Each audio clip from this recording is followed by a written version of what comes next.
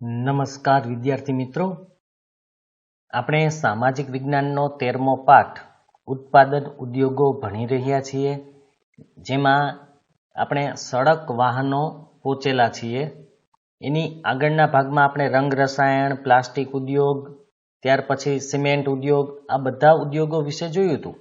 હવે આપણે સડક વાહનો વિશે જોવાનું છે. એની પહેલાં આપણે બે વાત કરી લઈએ.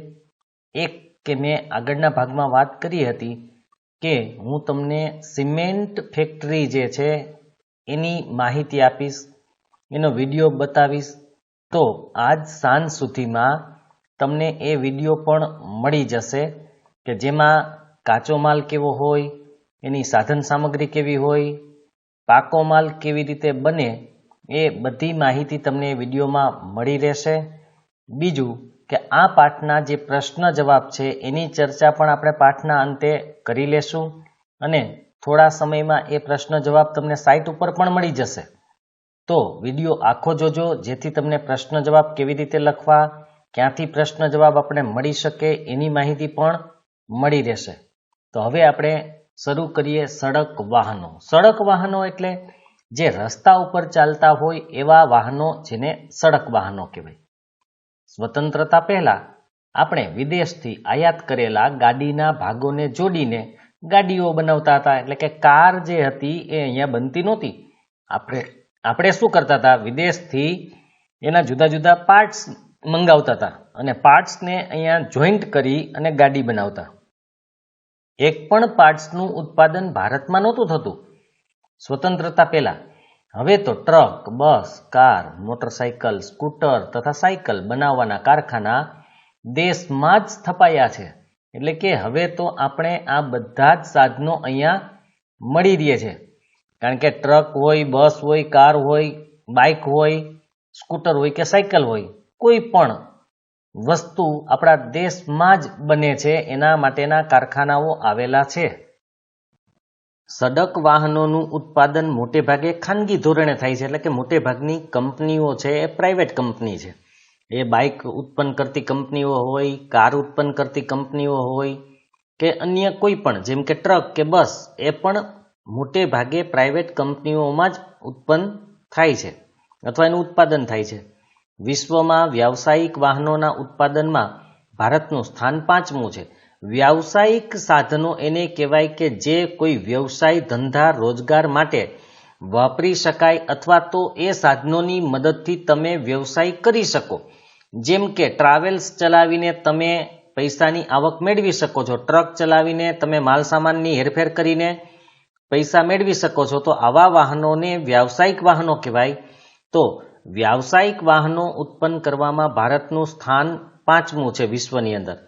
આજે ભારતમાં તૈયાર થતા વાહનો તથા તેના જુદા જુદા ભાગોની વિદેશમાં પણ નિકાસ કરવામાં આવે છે. જે દેશ પહેલા આયાત કરતો હતો એ દેશ હવે નિકાસ કરે છે.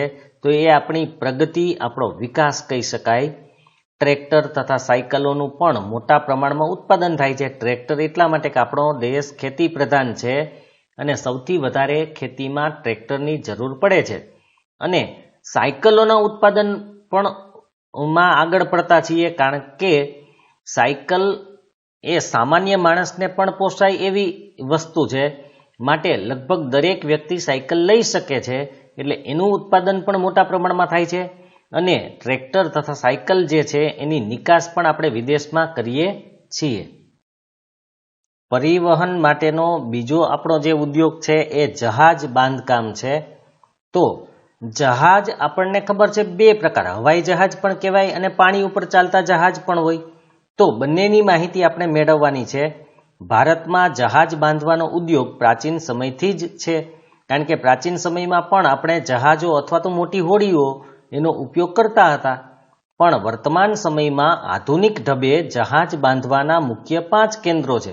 આધુનિક ઢબે એટલે કે અત્યારની રીત મુજબ જહાજ બાંધવું, મતલબ કે પેલા જહાજને બનાવવામાં આવે, દરિયા કિનારે કોઈ જગ્યાએ બનાવવામાં આવે, ત્યાંથી એને ધીમે ધીમે પાણીની અંદર ઉતારવામાં આવે. તો જે જહાજ વાડો, જેને જહાજ વાડો પણ કહેવાય છે, જ્યાં જહાજને બાંધવામાં આવે, જહાજને તૈયાર કરવામાં આવે અને નિર્માણ એનું કરવામાં આવે, એવા પાંચ મુખ્ય કેન્દ્રો અત્યારના છે.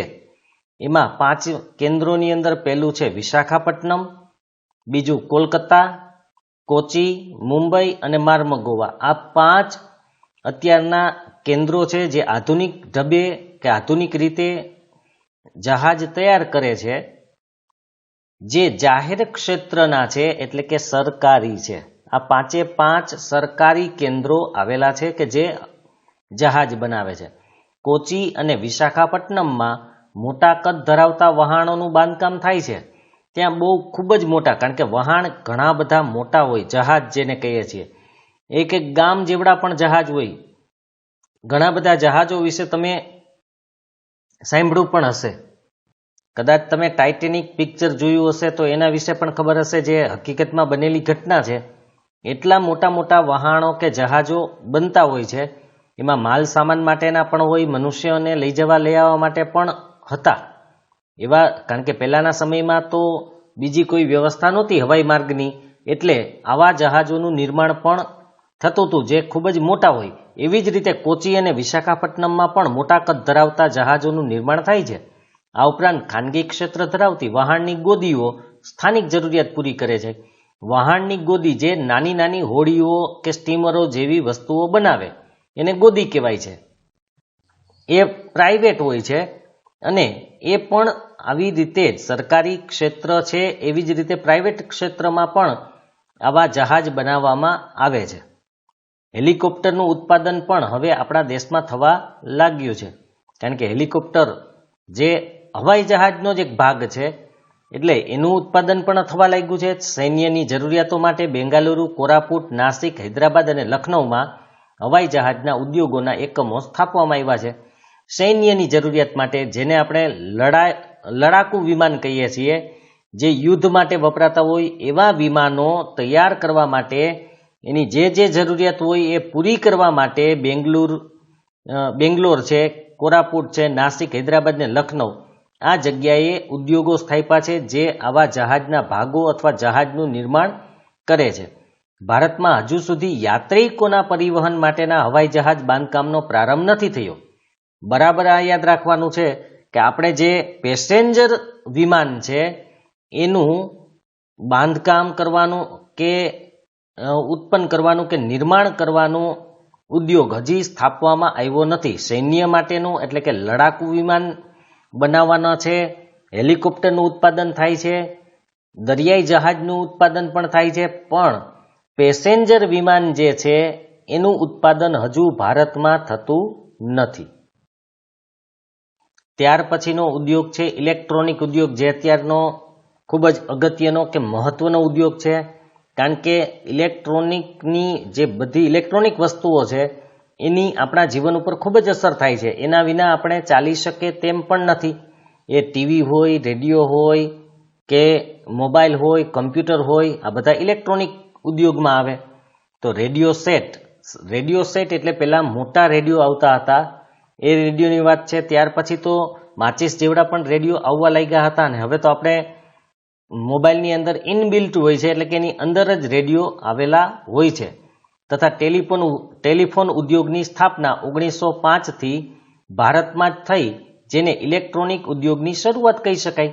કારણ કે ટેલિફોન, પહેલાં જે જૂના ટેલિફોન આવતા હતા જેમાં આંગળીથી નંબર ઘુમાવવા પડતા હતા, એનું ચક્કર હોય, એવા ટેલિફોન અને રેડિયો એ બંનેની બનાવવાની શરૂઆત 1905થી ભારતમાં થઈ ગઈ હતી.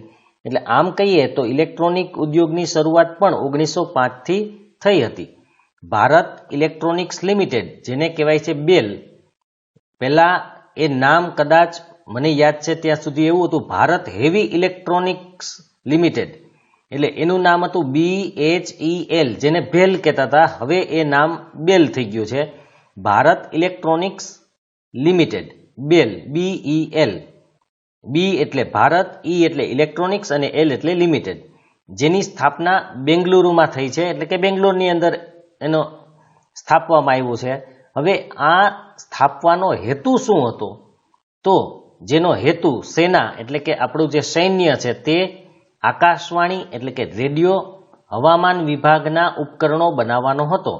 ભારત ઇલેક્ટ્રોનિક્સ લિમિટેડ છે એ સૈન્ય માટેના જે આપણા રડાર કહી શકાય એ પ્રકારના આકાશવાણી એટલે રેડિયોના કાર્યક્રમો પ્રસારણ થાય એના માટેના સ્ટેશનો સ્થાપવા, એની સાધન સામગ્રીઓ બનાવવી અને હવામાન માપવા માટે આપણે જેને કહીએ છીએ વરસાદ માપવાનો હોય, તાપમાન હોય, ભેજ હોય, ઘણી બધી વસ્તુઓ હવામાન વિભાગ દ્વારા માપવામાં આવતી હોય તો એને જે જરૂરિયાતના સાધનો છે એ બનાવવા માટે એની સ્થાપના થઈ હતી, જે ભારત ઇલેક્ટ્રોનિક્સ લિમિટેડ છે તેની.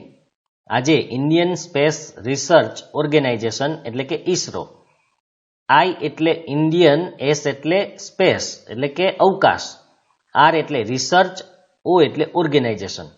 હવે જેને ભારતીય અવકાશ સંશોધન સંસ્થા કહેવાય છે, એનું ગુજરાતી નામ છે ભારતીય અવકાશ સંશોધન સંસ્થા, એની સાથે સહયોગ કરી ઘણા જ ઇલેક્ટ્રિક ઉપકરણોનું નિર્માણ કરે છે.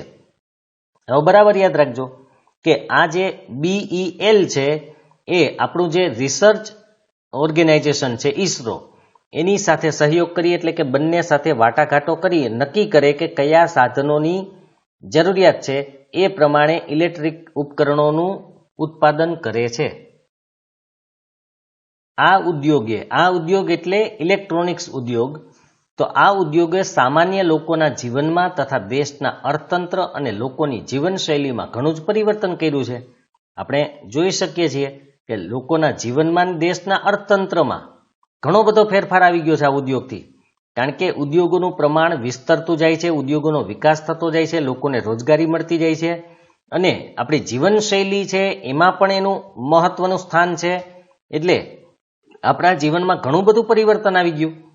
પહેલાના સમયમાં તમારે કોઈને સંદેશા વ્યવહાર કરવો હોય તો ટપાલ લખવી પડતી, ટપાલ 10-15 દિવસે પહોંચે કે એવી રીતે બનતું, ઘણી દૂર હોય. નજીકના એક જ જિલ્લામાં હોય તો 3-4 દિવસનો સમય લાગતો. સામે પાછા એ તમને ટપાલ લખે તો 3-4 દિવસે તમને મળે. તો એમાં ઘણી વાર તો એવું થતું કે હું હોસ્ટેલમાં જ્યારે ભણતો ત્યારે મેં ટપાલ લખી હોય કે હું આ સમયે આવવાનો છું, તો ટપાલ પહોંચે એની પહેલા હું પહોંચી ગયો હોઉં, આવું પણ બનતું હતું. તો આવી ઘટનાઓ ઘણી બધી હતી. પણ અત્યારે તો તમે જે સેકન્ડે જેની સાથે વાત કરવી હોય ત્યારે ને ત્યારે તમે વાત કરી શકો છો. હવે તો સામે જોઈને પણ વાત કરી શકાય છે. તો આપણા જીવનશૈલીમાં, જીવન જીવવાની રીતમાં ઘણું બધું પરિવર્તન આવી ગયું. જીવનશૈલી એટલે જીવન જીવવાની રીત. તો એ આ ઉદ્યોગને કારણે છે. કમ્પ્યુટરમાં હાર્ડવેર તથા સોફ્ટવેર ક્ષેત્રે ભારતે ઘણી જ પ્રગતિ કરી છે. હાર્ડવેર અને સોફ્ટવેર આ બે શબ્દ છે. કમ્પ્યુટર વિષય જેને રાખ્યો હશે એને કદાચ ખ્યાલ હશે કે હાર્ડવેર એટલે જેને તમે જોઈ શકો છો એ બધું હાર્ડવેર છે. પછી એ CPU હોય, પ્રિન્ટર હોય, મોનિટર હોય, માઉસ હોય, આ હાર્ડવેર છે. જ્યારે સોફ્ટવેર જેને તમે અડી શકતા નથી, આપણા બધા જે પ્રોગ્રામો છે, જે બધી એપ્લિકેશનો છે એ સોફ્ટવેર છે. તમે જેટલી પણ મોબાઈલમાં વાપરો કે કમ્પ્યુટરમાં એપ્લિકેશન્સ વાપરીએ છીએ એ બધા સોફ્ટવેર કહેવાય છે. તો એના ક્ષેત્રે પણ આપણે પ્રગતિ કરેલી છે. બેંગાલુરુને આ ઉદ્યોગની રાજધાની બનાવ્યું છે. ઇલેક્ટ્રોનિક્સ ઉદ્યોગની રાજધાની યાદ રાખજો. ઇલેક્ટ્રોનિક્સ ઉદ્યોગની રાજધાની કોણ? તો બેંગલુરુ. કારણ કે બેંગલુરુમાં ખૂબ જ મોટા પ્રમાણમાં આ ઉદ્યોગનો વિકાસ થયેલો છે. આઈટી ક્ષેત્ર જેને આપણે કહીએ છીએ ઇન્ફોર્મેશન ટેકનોલોજી, એના અને કમ્પ્યુટરને લગતા ઘણા બધા લોકો ત્યાં વસે છે. એ અભ્યાસ પણ કરે છે. કારણ કે ત્યાં મોટી મોટી એવી સંસ્થાઓ પણ છે જેના અભ્યાસ માટે, એન્જિનિયરિંગ માટે. એટલે એ ઇલેક્ટ્રોનિક્સ ઉદ્યોગની રાજધાની બની ગઈ છે. તેને ભારતની સિલિકોન વેલી કહેવાય છે. હવે સિલિકોન વેલી એટલે શું? ભારતની સિલિકોન વેલીની વાત પછી કરીએ, પણ પહેલા સિલિકોન વેલી. તો સિલિકોન વેલી એક સ્થાન છે જે અમેરિકામાં આવેલું છે. કેલિફોર્નિયા જે રાજ્ય છે એની અંદર. એમાં જે સેન ફ્રાન્સિસ્કો જેને કહેવાય છે અથવા સાન ફ્રાન્સિસ્કો કહેવાય છે, ત્યાં એક ખાડી છે એ સિલિકોન વેલી તરીકે ઓળખાય છે. વેલી એટલે ખરેખર ખીણ. તો અહીંયા ખાડી કે અખાત જેવો ભાગ છે ત્યાં એ આવેલી છે.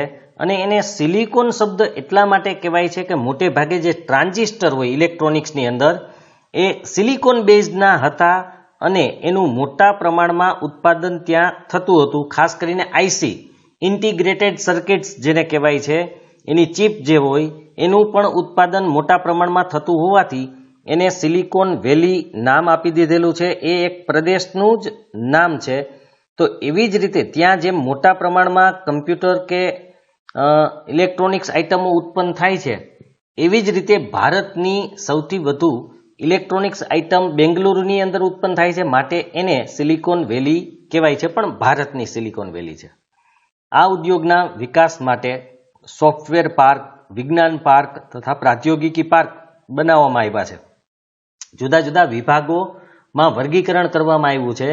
ત્યાં જુદી જુદી વસ્તુઓ જેમ કે લોકો છે કે જે કામ કરતા માણસો હોય એના એ સારી રીતે પોતાના સંશોધનો કરી શકે એટલે એને જુદા જુદા ઝોન કે વિભાગોમાં વહેંચેલ છે. જેમ કે સોફ્ટવેર પાર્ક હોય, વિજ્ઞાન પાર્ક હોય, પ્રાદ્યોગિકી એટલે ટેકનોલોજીનો પાર્ક હોય, એટલે જુદા ભાગ પાડેલા છે. ત્યાં આ ઉદ્યોગના વિકાસ માટે આપણા દેશની અંદર આ ઉદ્યોગના વિકાસ માટે જુદા જુદા ભાગો આપેલા છે કે સોફ્ટવેર ઉત્પન્ન કરતા હોય, વિજ્ઞાનના રિસર્ચ કે સંશોધન કરતા હોય, ટેકનોલોજીની બાબતમાં કોઈ સંશોધન થતું હોય. ભારતમાં આ ઉદ્યોગનું ભાવિ આશાસ્પદ છે, એટલે કે આ ઉદ્યોગનું ભવિષ્ય છે એ સારું રહેશે એવી આશા છે. કારણ કે દિવસે ને દિવસે ઇલેક્ટ્રોનિક્સ આઇટમનો ઉપયોગ વધતો જ જાય છે અને દિવસે ને દિવસે એમાં ફેરફાર આવતા જાય છે. આજે કોઈ મોબાઈલ લીધો હોય, અઠવાડિયા પછી જોવા જશો તો એમાં જ ઘણો બધો ચેન્જ આવી ગયો હોય. તો એ ઇલેક્ટ્રોનિક્સ ઉદ્યોગ માટે એક આશીર્વાદ રૂપ છે અને ભવિષ્યમાં પણ એના સારા આપણને ફળ મળશે એવી આશા છે. હવે આપણે જોવાનું છે ઔદ્યોગિક પ્રદૂષણ અને પર્યાવરણીય અતિક્રમણ. તો હવે બે વસ્તુ, કારણ કે અત્યાર સુધી આપણે ઉદ્યોગો વિશે તો વાત કરી ગયા, પણ હવે ઔદ્યોગિક પ્રદૂષણ અને પર્યાવરણીય અતિક્રમણ વિશે જોવાનું છે. પર્યાવરણીય અતિક્રમણનો મતલબ જ એ છે કે જે જળ, જમીન કે હવા ને પ્રદૂષિત થતી હોય, એનું પ્રદૂષણ વધતું જતું હોય તો એને પર્યાવરણનું અતિક્રમણ કહેવાય છે. ખાસ યાદ રાખજો, એ પ્રદૂષણ વધવાને કારણે એમાં જે બગાડ ઉત્પન્ન થતો હોય, જળ બગડતું હોય એટલે કે પાણી બગડતું હોય, જમીન બગડતી હોય કે હવા બગડતી હોય તો એને અતિક્રમણ કહેવાય છે. દેશના આર્થિક વિકાસમાં ઔદ્યોગિક ઉત્પાદનોનો નોંધપાત્ર ફાળો રહ્યો છે, આપણે ખબર છે. કારણ કે ઉદ્યોગોએ ઘણો બધો દેશનો વિકાસ કરેલો છે. આપણા દેશનો તો છે, બીજા અન્ય દેશોનો વિકાસ પણ ઉદ્યોગો ઉપર આધારિત હતો. આપણે પહેલા જ દિવસે જોયું હતું જ્યારે આ પાઠ શરૂ કર્યો. તો આપણા દેશના આર્થિક વિકાસમાં પણ એનો નોંધપાત્ર ફાળો છે. ઉદ્યોગે પ્રદૂષણમાં પણ વધારો કર્યો છે. આપણે એક બાબત તો યાદ જ રાખવાની, જેના ફાયદા હોય એના ગેરફાયદા હોવાના જ. કારણ કે જે કોઈ સારી બાબત હોય એની ખરાબ બાબતો પણ હોવાની જ છે. સિક્કાને બે બાજુ હોય જ. તો પ્રદૂષણમાં વધારો થયો અને પર્યાવરણનું અતિક્રમણ થયું, એટલે કે પર્યાવરણની ગુણવત્તામાં ઘટાડો થયો. જળ, જમીનને હવા મેં કીધું કે બગડે એટલે કે એની ગુણવત્તા ઘટે. પાણી છે એ સારું ન રહે, જમીન બગડી જાય, હવા બગડી જાય તો એને અતિક્રમણ કહેવાય. કુદરતી તથા માનવ સર્જિત કારણોને લીધે પર્યાવરણની ગુણવત્તામાં ઘટાડો થાય છે, તેને પર્યાવરણીય અતિક્રમણ થયું કહેવાય. ગુણવત્તા ઘટતી જાય એટલે કે બગડતું જાય. એ બધું એ કુદરતી પરિબળોને કારણે પણ હોઈ શકે છે ઘણીવાર, જેમ કે જ્વાળામુખી ફાટતો હોય, દાવાનળને કારણે પણ પ્રદૂષણ ફેલાય છે. માનવ સર્જિત તો આપણે ઘણી બધી પ્રવૃત્તિઓ છે એના દ્વારા, ખાસ કરીને ઉદ્યોગ, વાહન વ્યવહાર, એના દ્વારા પણ પર્યાવરણની જે ગુણવત્તા છે એમાં ઘટાડો થાય છે. તો એને પર્યાવરણીય અતિક્રમણ થયું એમ કહેવાય. ઉદ્યોગ થકી મુખ્યત્વે 4 પ્રકારના પ્રદૂષણ જોવા મળે છે. એમાં હવા પ્રદૂષણ, જળ પ્રદૂષણ, ભૂમિ પ્રદૂષણ અને ધ્વનિ પ્રદૂષણ. ધ્વનિ એટલે અવાજનું. આ 4 પ્રકારના પ્રદૂષણો આજે ખૂબ જ વિસ્તૃત પ્રમાણમાં જોવા મળે છે. એ ઉદ્યોગને કારણે, કારણ કે ઉદ્યોગમાંથી જે ઝેરી કે હાનિકારક હવા નીકળે તો હવા પ્રદૂષણ થાય. એનો કચરો, કેમિકલયુક્ત કચરો હોય કે અન્ય કોઈ કચરો હોય જે પાણીમાં નાખી દેવામાં આવે તો પાણીનું પ્રદૂષણ થાય, જેને જળ પ્રદૂષણ કહેવાય. અને આવો કચરો જમીન ઉપર પડે તો જમીનનું પ્રદૂષણ થાય, આવું પાણી જમીન ઉપર પડે તો જમીનનું પ્રદૂષણ થાય. અને ઉદ્યોગોમાં જે વાહનો ચાલતા હોય, ઉદ્યોગોમાં જે યંત્રો ચાલતા હોય, સાધનો ચાલતા હોય, એના અવાજને કારણે ધ્વનિ પ્રદૂષણ થાય. તો આ 4 પ્રદૂષણ એમને કારણે જ છે. આજના સ્પર્ધાત્મક જમાનામાં ઉદ્યોગોએ મોટા પ્રમાણમાં હવા અને જળ પ્રદૂષિત કર્યા છે. કારણ કે આજે સ્પર્ધાનો છે, બધાને હરીફાઈમાં રહેવું છે, ટકવું છે. કારણ કે દરેકે દરેક વ્યક્તિ આજે હરીફાઈમાં જ જીવે છે. વિદ્યાર્થીઓ માર્ક્સ લઈ આવવાની હરીફાઈમાં જીવે છે, મોટી વ્યક્તિઓ કમાવાની હરીફાઈમાં જીવે છે, ઉદ્યોગપતિઓ પોતાના ઉદ્યોગને વિકસાવવાની હરીફાઈમાં જીવે છે. તો એને કારણે મોટા પ્રમાણમાં હવા અને જળ એટલે કે પાણીનું પ્રદૂષણ થયું છે. Carbon dioxide monoxide. હવે કાર્બન ડાયોક્સાઇડ એટલે CO2 અને કાર્બન મોનોક્સાઇડ એટલે CO. કાર્બન ડાયોક્સાઇડ કરતાં કાર્બન મોનોક્સાઇડ નુકસાનકારક વધારે છે. કાર્બન ડાયોક્સાઇડનું પ્રમાણ વધે તો આપણું જે વાતાવરણનું તાપમાન છે એ વધે, જેને કારણે ગ્લોબલ વોર્મિંગ થાય એ આપણે ખબર છે. પણ કાર્બન મોનોક્સાઇડ ઝેરી વાયુ છે, જો એ આપણા શ્વાસમાં જાય તો એ હિમોગ્લોબિન સાથે પ્રક્રિયા કરી લે અને જેને કારણે આપણે બેભાન થઈ શકીએ અને વધુ પ્રમાણમાં હોય તો મૃત્યુ પણ આપણું થઈ શકે છે. એવી જ રીતે સલ્ફર ડાયોક્સાઇડ જે એસિડ વરસાદ માટે જવાબદાર છે, જેવા અતિ નુકસાનકારક વાયુઓના કારણે હવા પ્રદૂષિત બની છે. ઔદ્યોગિક કચરાના કારણે જળ પ્રદૂષણ વધ્યું છે, કારણ કે ઉદ્યોગોમાંથી જે કચરો નીકળે એ પાણી, નદી, નાળા એમાં કે તળાવોમાં વહેડાવવામાં આવે છે, એમાં નાખી દેવામાં આવે છે.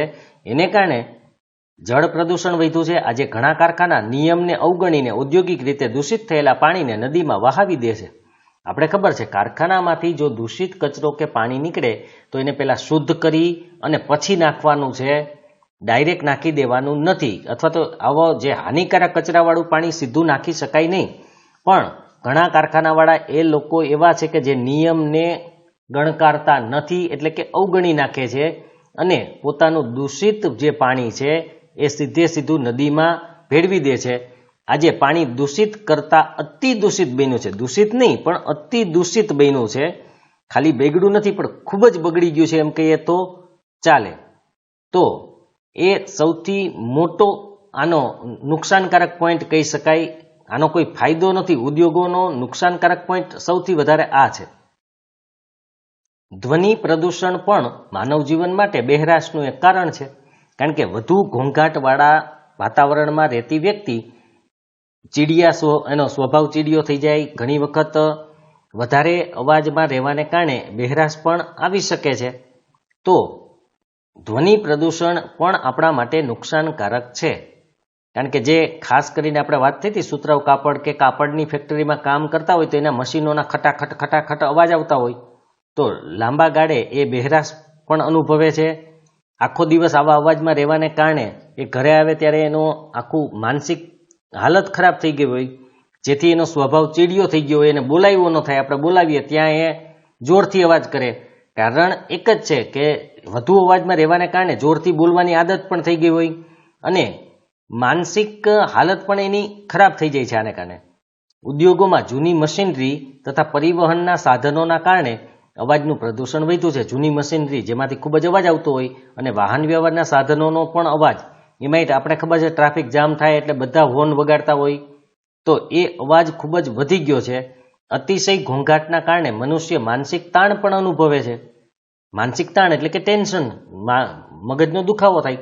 તમને ખબર હશે કે જ્યારે તમારા ઘરની આજુબાજુ બોરવેલ દ્વારા બોર કરવામાં આવતો હોય ત્યારે સતત ઘોંઘાટ તમારા મન ઉપર શું અસર કરે છે? મન કે મગજ છે આપણું ભારે થઈ જતું હોય, તો એવી જ અસર આ લોકોને કાયમની હોય છે. આપણે તો થોડા સમય માટેની હોય છે. પર્યાવરણીય અતિક્રમણને રોકવાના ઉપાય. હવે આપણે આને કેવી રીતે રોકી શકીએ? આ પ્રદૂષણ થાય છે એને અટકાવવા માટે શું કરી શકીએ? દેશનો વિકાસ થાય પણ સાથે પર્યાવરણનો વિનાશ ન થાય એ રીતે વિકાસ કરવાનો છે.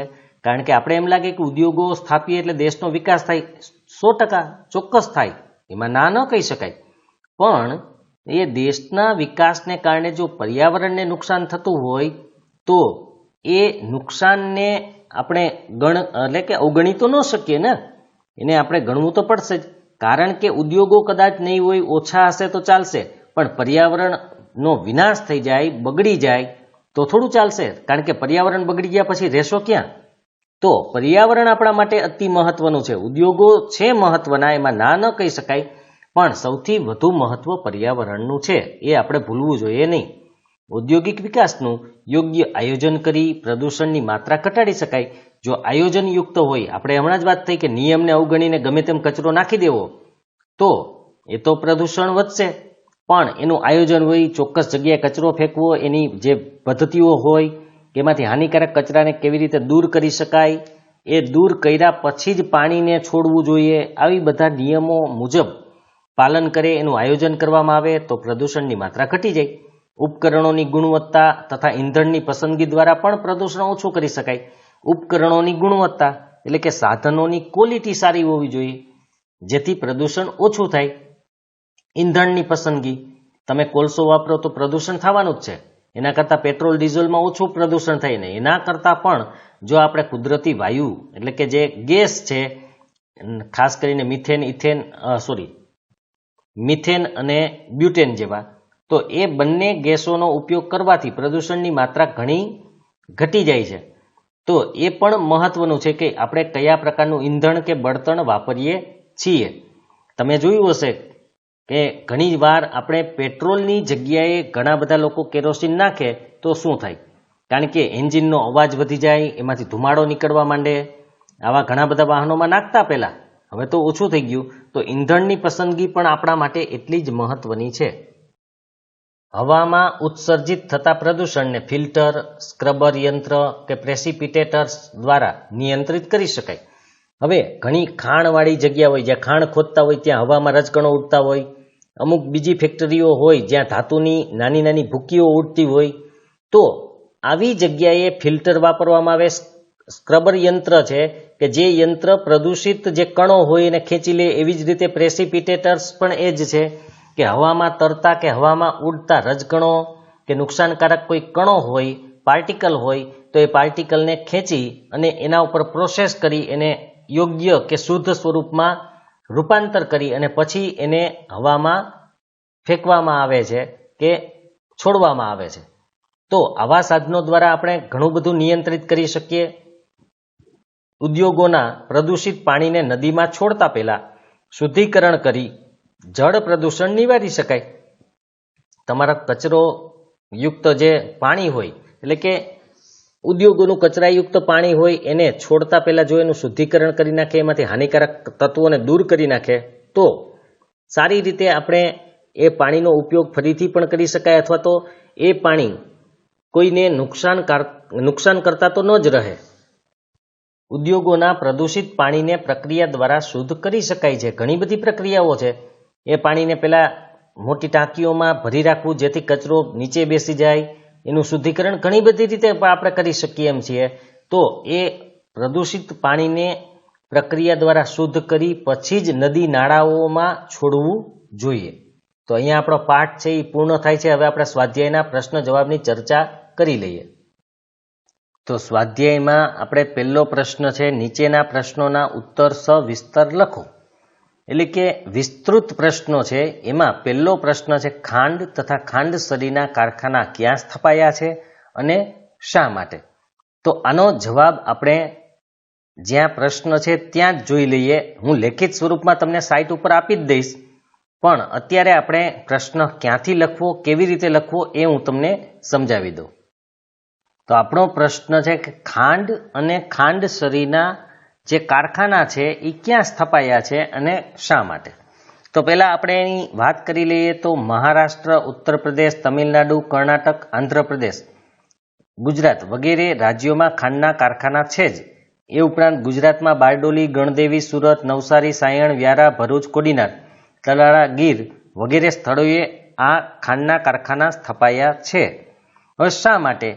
તો ખાસ કરીને શેરડીમાંથી પાણીની માત્રા ઓછી ન થઈ જાય અને શેરડીને કાપી લીધા પછી એનું તરત જ પિલાણ થઈ જાય, જેથી ખાંડનું ઉત્પાદન વધે, અથવા તો પિલાણ ન થવાને કારણે ખાંડનું ઉત્પાદન ઘટી ન જાય.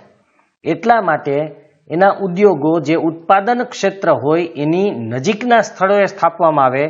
તો આજે મહારાષ્ટ્ર, ઉત્તર પ્રદેશમાં જે અમુક સ્થાનો છે ત્યાં સૌથી વધુ પ્રમાણમાં શેરડીનું ઉત્પાદન થાય છે, માટે એની નજીકના સ્થળોએ ખાંડ કે ખાંડસરીના કારખાના સ્થાપવામાં આવ્યા છે. બીજો પ્રશ્ન છે, ભારતના લોખંડ પોલાદ ઉદ્યોગ વિશે ટૂંક નોંધ લખો. તો લોખંડ પોલાદ ઉદ્યોગ વિશે તમારે અહીંયાથી જ લખવાનું છે જ કે ચાવીરૂપ છે, ધરી સમાન છે.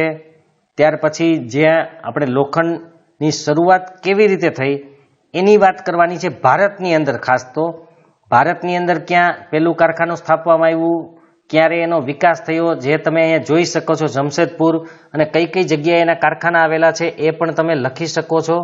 અહીંયા સુધીનો પ્રશ્ન છે જ.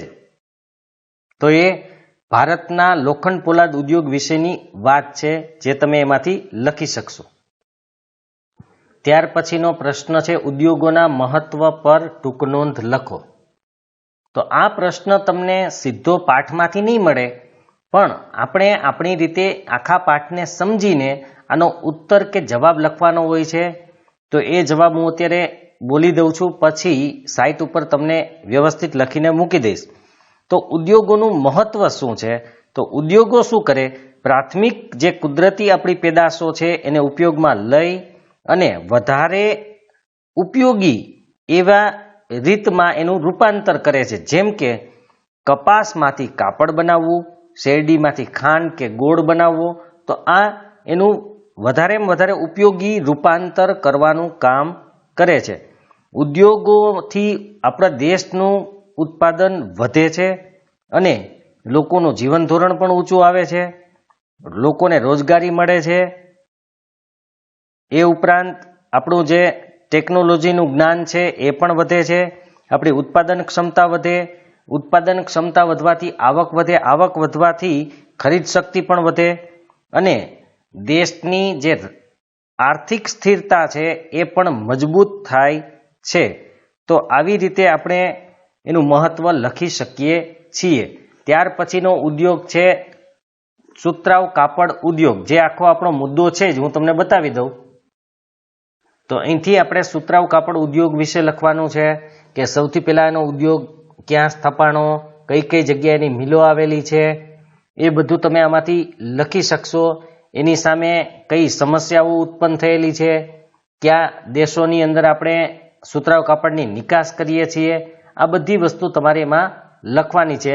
હું તો લખી જ આપીશ, પણ આ તો તમને સમજાવી દઉં કે તમે તમારી જાતે પણ આવી રીતે પ્રશ્ન જવાબ લખી શકશો.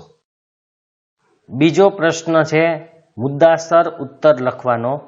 એમાં પહેલો પર્યાવરણીય અતિક્રમણને રોકવાના ઉપાયો લખો. જે પ્રશ્ન આપણે હમણાં જ જોયો, છેલ્લો જ મુદ્દો હતો, આપણે જોઈ લઈએ. તો આ પર્યાવરણીય અતિક્રમણને રોકવાના ઉપાયો, પણ ખાસ યાદ રાખજો પ્રશ્ન લખો ત્યારે પેરેગ્રાફની જેમ નથી લખવાનો. આપણે ઘણી વખત કીધેલું છે, સાઇટ ઉપર મેં ઘણા બધા સમાજના પાઠોના પ્રશ્ન જવાબ મૂકેલા છે, વિજ્ઞાનના પણ છે. તો તમે એમાં જોઈ લેજો કેવી રીતે મુદ્દા પાડવાના છે, મુદ્દા વાઇઝ તમારે લખવાના છે. તો આને પણ મુદ્દા વાઇઝ જ લખવાનો છે. બીજો પ્રશ્ન છે ઉદ્યોગોનું વર્ગીકરણ વર્ણવો. જે આપણે પહેલા પેજ ઉપર આવેલું હતું, ઉદ્યોગોના કેવી રીતે ભાગ પાડેલા છે આપણે જોઈ લઈએ. આપણે જે ઉદ્યોગોના મહત્વની વાત થઈ હતી આમાંથી તમને થોડું ઘણું મળી રહેશે, બાકી આપણે આપણી રીતે પણ આમાં લખી શકશું. તો એ ઉદ્યોગોનું મહત્વ હતું. હવે ઉદ્યોગોનું વર્ગીકરણ. તો ઉદ્યોગોનું વર્ગીકરણ કેવી રીતના છે એ આપણે ખબર છે. માનવ શ્રમના આધારે એના પ્રકાર, માલિકીના ધોરણે પ્રકાર, કાચા માલના સ્ત્રોતના આધારે પ્રકાર. તો આ રીતે તમારે એક એક પ્રકાર પાડી અને એના પ્રકાર સમજાવવાના છે. તો એ હું તમને પ્રશ્ન લખી દઈશ, પણ તમે આ રીતે ભાગ પાડી શકો છો. ત્યાર પછીનો આપણો પ્રશ્ન છે નીચેના પ્રશ્નોના ટૂંકમાં ઉત્તર આપો. એમાં પહેલો પ્રશ્ન છે ભારતમાં જહાજ બાંધવાના મુખ્ય કેટલા કેન્દ્રો છે? તો 5. મુખ્ય 5 કેન્દ્રો. તમે આખો જવાબ લખવો હોય તો આમ લખી શકો કે ભારતમાં જહાજ બાંધવાના મુખ્ય 5 કેન્દ્રો છે. તે ક્યાં આવેલા છે? તો કે વિશાખાપટ્ટનમ, કોલકાતા, કોચી, મુંબઈ અને માર્મગોવામાં આવેલા છે. સિમેન્ટ બનાવવા માટે કયા કાચા માલની જરૂર પડે? તો ચૂનાનો પથ્થર, કોલસો, ચિરોડી, બોક્સાઇટ, ચીકણી માટી. ત્યાર પછી ગુજરાતના રાસાયણિક ખાતરોના ઉદ્યોગો ક્યાં સ્થાપિત થયેલા છે? તો કલોલ, કંડલા, હજીરા, ભરૂચ, વડોદરા, આ બધી જગ્યાએ રાસાયણિક ખાતરોના કારખાના આવેલા છે. ગુજરાતના કાગળ ઉદ્યોગના 4 કેન્દ્ર જણાવો કે જ્યાં કાગળનું ઉત્પાદન થતું હોય. તો એમાં અમદાવાદ, રાજકોટ, સુરત, વાપી, વલસાડ અને વડોદરા, આ બધી જગ્યાએ કાગળ ઉદ્યોગના કેન્દ્રો આવેલા છે. તમને 4 પૂછ્યા છે તો આપણે બધાય લખ્યા છે, પણ તમે કોઈ પણ 4 લખી શકો છો. દરેક પ્રશ્નની નીચે આપેલા વિકલ્પોમાંથી સાચો વિકલ્પ પસંદ કરીને ઉત્તર લખો. પહેલો, નીચેના નગરોમાંથી કયા નગરને સુતરાઉ કાપડનું વિશ્વ મહાનગર કહે છે? તો એમાં મુંબઈ. મુંબઈ વિશ્વ મહાનગર કહેવાય છે સુતરાઉ કાપડ માટે. બીજો વિકલ્પ છે વિશ્વમાં શણની નિકાસમાં ભારતનો ક્રમ કયો છે? તો દ્વિતીય, કારણ પ્રથમ ક્રમ બાંગ્લાદેશનો છે, માટે આપણો ક્રમ દ્વિતીય છે. ભારતનું ક્યુ નગર સિલિકોન વેલી તરીકે જાણીતું બન્યું છે? તો બેંગાલુરુ, જેની આપણે વાત કરી કે સિલિકોન વેલી શું છે. ગુજરાતમાં મિની સ્ટીલ પ્લાન્ટ ક્યાં પ્રસ્થાપિત થયો છે? તો એમાં આવશે હજીરા. અને છેલ્લો, નીચેનામાંથી કઈ જોડી ખોટી છે? આવા વિકલ્પો કે આવા પ્રશ્નો ઘણા બધા પૂછાય છે તમને. તો બંગાળ, એમાં કુલ્ટી, ઝારખંડમાં જમશેદપુર, કર્ણાટકમાં ભદ્રાવતી બરાબર છે. પણ આંધ્રપ્રદેશમાં બનપુર નથી, કારણ કે બનપુર છે એ બંગાળમાં જ આવેલું છે, પશ્ચિમ બંગાળની અંદર જ. માટે આ જોડી છે એ ખોટી છે. તો અહીંયા આપણો પાઠ છે એ પૂર્ણ થાય છે. જો તમને આ વિડીયો પસંદ આવ્યો હોય તો લાઇક કરજો, શેર કરજો, અને જે વિદ્યાર્થી મિત્રોએ ચેનલને સબસ્ક્રાઇબ ન કરેલી હોય સબસ્ક્રાઇબ કરજો, અન્ય મિત્રોને પણ કરાવજો. હવે આપણે નવા વિષય સાથે ફરીથી મળશું.